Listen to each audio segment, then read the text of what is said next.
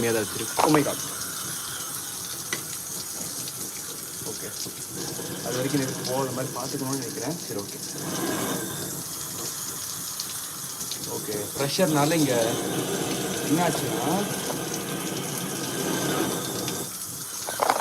இதுதான் பிரச்சனை. அது இருந்தா oh my God.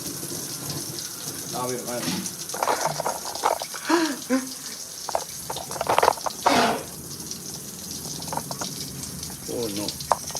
Okay, test failed. இதே வந்து இதை நான் கழட்டாமல் வச்சுருந்தேனாக்கா இப்போ என்ன ஆகியிருக்கும். அதனால தான் நான் பயந்தேன். இன்னுமே எனக்கு வந்து இதில் பிரச்சனை இருக்குது.